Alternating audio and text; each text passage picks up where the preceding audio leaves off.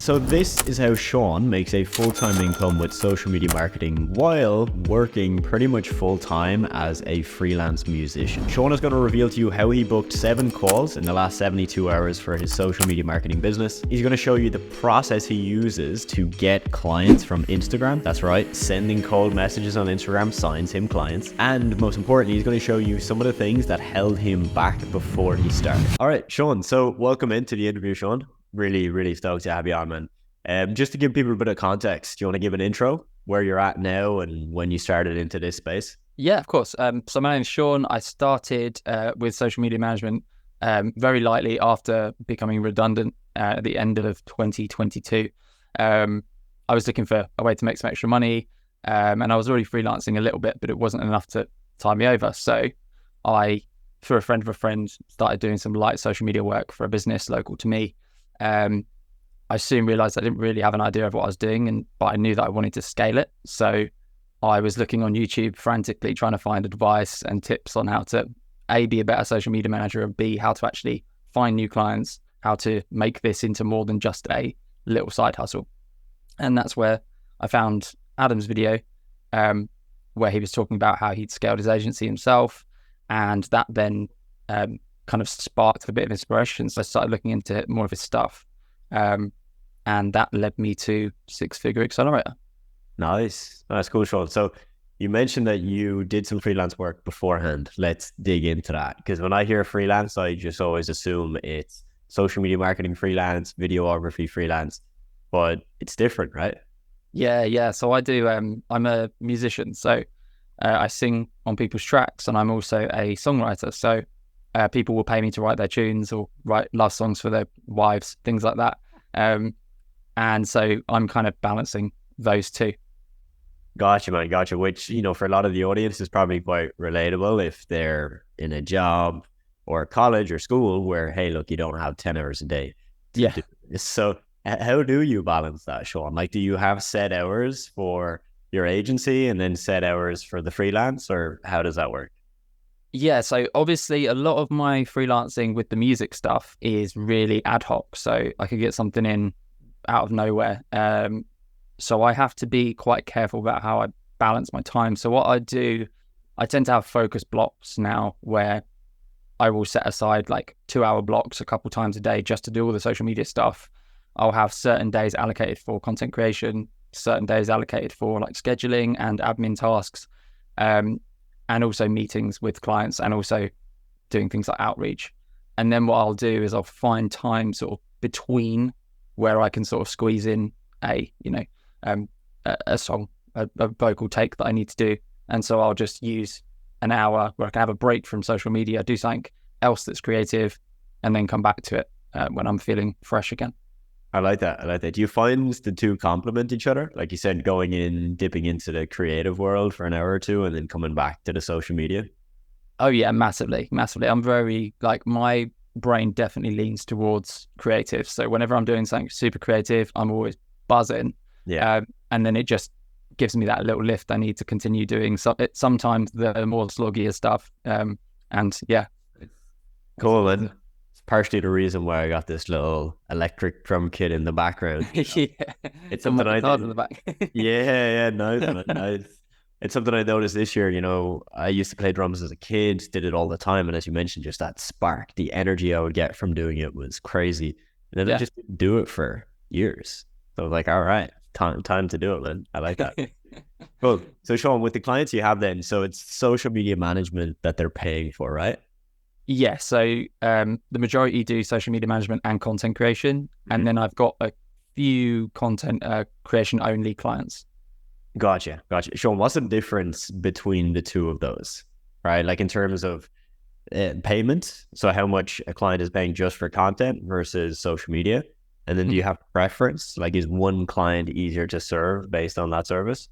Oh yeah, absolutely. Just going to that last point. On that last point, the clients that just have content creation, there's definitely a lower expectation on the sense that, I'm providing high quality content, but at the end of the day, they're the ones posting it. They're the ones doing all the captioning. They're the ones doing all the hashtagging and all the other strategies around social media. And so for that reason, it's quite nice just to have those sort of again, I'm just being creative, creating something that helps them, saves them a ton of time, and they can just go ahead and post when they feel they need to. Whereas the social media management side, whilst yes, it's a bit more full on, there is a higher expectation. It does make more money because I can kind of tie in strategy, I can tie in all these different elements, community management, engagement, and upsell them on that. So yeah, there's pros and cons to each, but on the flip side, they often tend to expect kind of more leads, more of a return on their investment with that side. Definitely. And Shaun, with the clients that are just paying for content, I know you said they do everything else, right? So they captions, hashtags, they post.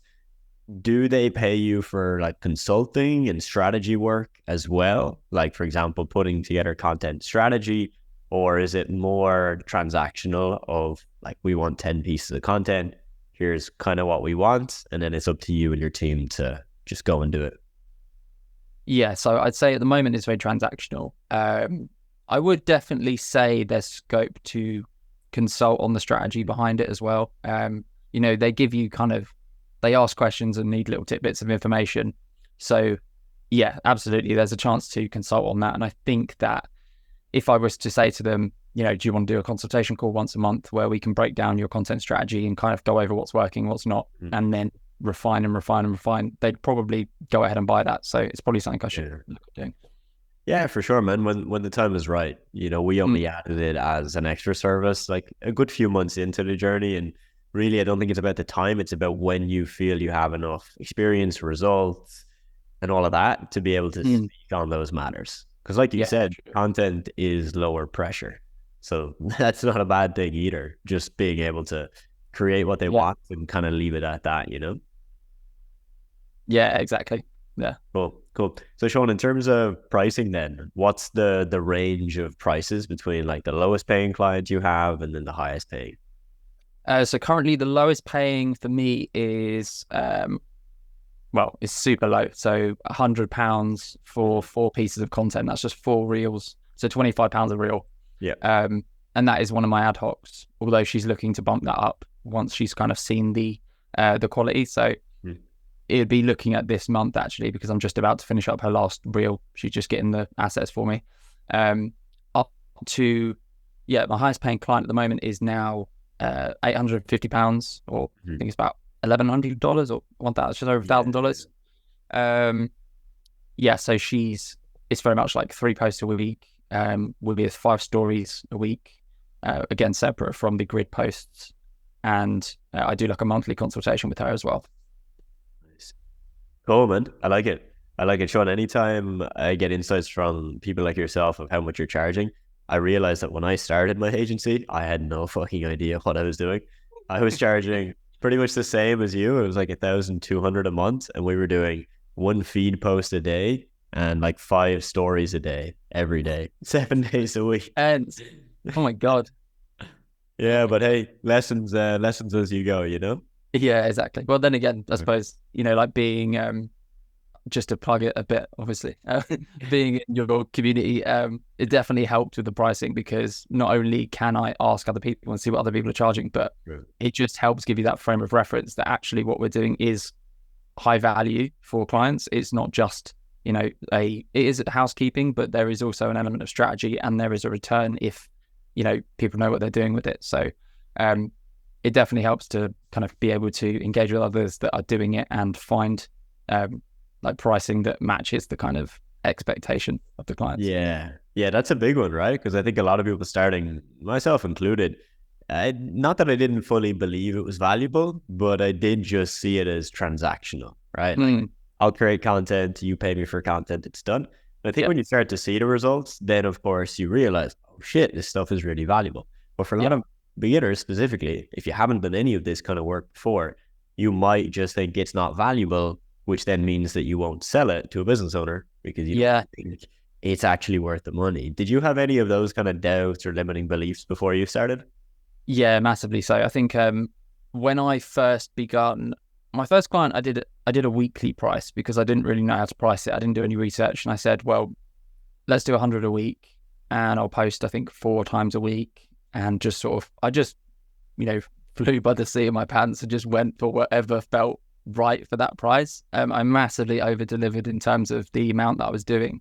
But it wasn't until I think within 2 weeks, we'd kind of got about 12 leads from what I was doing. And I was like, wow, like she's charging, bearing in mind her price for each service is averaging near £400 for like 2 hours. I was thinking, well, she's getting 12 leads from this. And I'm, she's just one client has paid for me for the next month. And I've just got her 12 new leads. So it's like, well, I must be charging more than this. And then I had the same epiphany when, like back in August, my client basically has been running this business for 7 years. She took it on from her mum, who was running it previously for another 18 years. And she turned around and said, look, it's been, the biggest month we've ever had. We got 33% more revenue than we've ever seen, which is significant for them. They're quite an established business. And we've been working together about 7 weeks. And at that point, I was thinking, well, I need to be not only using this case study, but definitely upping my prices considerably. Yeah, for sure, man, for sure. And I think that's just the beauty of experience, right? Like the fact that, and to do that with your first client as well is super interesting, Shaun, because my first client had a really good experience as well, probably one of our best results. And I think that's just because of the fact that it's your first client. Like naturally, most people just put in way more effort because you want to do everything in your hands possible to make sure they're happy and they get good results. Yeah, it's super polarizing. You just get locked in on like, it's all or nothing for this one client. Yeah. And yeah. 100%, man, 100%. Shaun, do you have a niche, or are clients that you have now kind of spread out in different industries? So I started with a niche, actually. Mm-hmm. I originally planned to just go all over the shop. But actually my first client was in permanent makeup, which is a very niche part of beauty. A lot of women don't even know what permanent makeup is, but it's a high value service within the space. And I realized there's a lot of permanent makeup artists that needed help, so I just ended up staying in that niche. But that being said, I have sort of dabbled in the idea of going to other niches that I might be more sort of apt in, and B might be a bit more interesting for me. But so I'm kind of on the fence at the moment still. I've got this niche and I've got a bunch of clients in it, which is great. But now what I'm thinking is, I can continue working with them sort of on a regular basis. Do I now expand out and try some other niches and see if there's somewhere else that I'm, more likely to not only deliver really good results, but enjoy it a bit more, I think. Yeah. Okay, man. Okay. Well, that's super interesting to me because permanent makeup artists, like I think I only heard that for the first time a few weeks ago. I had no idea what that even was. Yeah, it highlights the fact, man, that like people will love to say that like all the niches are saturated and none of them work. It's like, man, there's so many specific things like that most of us don't even know about. Yeah. So you can imagine, like you could probably even find a subsection within permanent makeup artists, right? Artists that just do the permanent lipstick, and then that's your like. There's so many avenues you could go down. Yeah, it's wild. Shaun, I wanted to get your insights on how you're booking calls. So just before this, you mentioned me that you had like 2 calls, I think earlier today, and you have one later on. How are you booking calls? Like, what's your outreach process? Don't give us your outreach script. We don't want that. People will just copy it. But just give us a rough idea of what you're doing and how you're doing it. Because again, this is a doubt many people have. They say Instagram doesn't work, cold outreach doesn't work, none of it works, and it's all saturated, which again, just speaking to people like yourself, Shaun, proves us that that is not the case. Oh yeah, absolutely. I mean, like I said, I think I booked about 7 or 8 calls in the last sort of 72 hours just with 2 things, namely. One is Instagram DMs. It did take me a while to kind of get used to the process, and it took some refinement, chats with you guys, chats with other people in the community, trying to find scripts, not even scripts, but like trying to find strategies that actually got the scenes up, got people responding. It did take some time to refine that. And I think also simplifying the process. I think I went in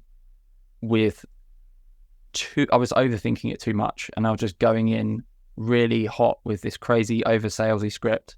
But actually, no, it turns out I simplified it. I spoke to people, found a better way of messaging people. And so far that's been working really well. And I've had loads more responses as a result on Instagram. outside of the niche of permanent makeup, I actually found Nextdoor, the app for local communities. I spoke to someone about kind of how they'd used it themselves, because they were telling me they'd booked a good few calls with that. And I tried it myself, and yeah, I picked up, I think, about five calls last week, Nice. which is really good for like me, considering that I hadn't done a lot of outreach. And this was an inbound lead strategy. So versus me going out to lots of people, it was about people coming to me. Yeah. All by the way that I'd phrased this certain post in a group on there. So yeah, those two have been what I've mostly been doing at the moment, and that's what's been working for me. But I haven't tried Upwork yet, but I've heard good things about those as well. Yeah, for sure, man. There's plenty more you can add, but hey, if that is working right now, there's no need to go change that up. Yeah. With the Instagram specifically, Shaun, I'd love to just get your take on like how many messages do you need to send to a specific business owner before they book the call? Like, is this a very short 2-3 message kind of script, like couple back and forth?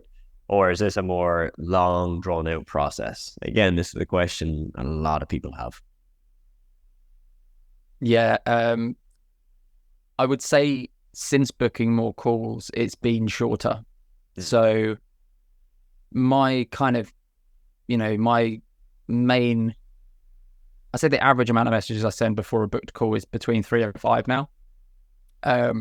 It's very much like I try to go for a fairly personalized initial message, and then I'll follow up sort of like after I've got a good response from them, or at least some intrigue, I'll follow up with a voice note. And then that tends to just add that extra human element that kind of pushes them to book the call.